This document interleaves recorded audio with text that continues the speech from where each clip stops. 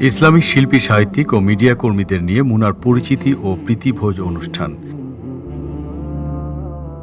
New ইয়র্কের মুনা centre of Jackson হাইটসে গত 28 জুলাই মঙ্গলবার ইসলামী সঙ্গীত শিল্পী, কবি, লেখক, সাহিত্যিক এবং মুনা মিডিয়া কর্মীদের নিয়ে পরিচিতি ও প্রীতিভোজ অনুষ্ঠিত হয়েছে। অনুষ্ঠানে স্বাগত বক্তব্য রাখেন মুনা নর্থ জোন প্রেসিডেন্ট মমিনুল ইসলাম মজুমদার। তিনি হাডসন কালচারাল গ্রুপকে ইসলামের দাওয়া সম্প্রসারণের একটি কার্যকর মাধ্যম হিসেবে গড়ে তোলার প্রত্যয় ব্যক্ত করেন।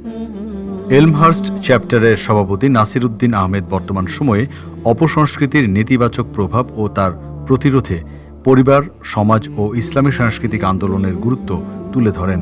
শেষ পর্বে ইসলামী সঙ্গীত টিক টিক টিক টিক যে ঘড়িটার পরিবেশন করেন প্রখ্যাত ইসলামী সঙ্গীত শিল্পী জীবন চৌধুরী। পাশাপাশি ইসলামী সঙ্গীতে আগ্রহী নবীন শিল্পীদের মধ্যে একটি সংক্ষিপ্ত প্রশিক্ষণ কর্মশালাও পরিচালনা করেন।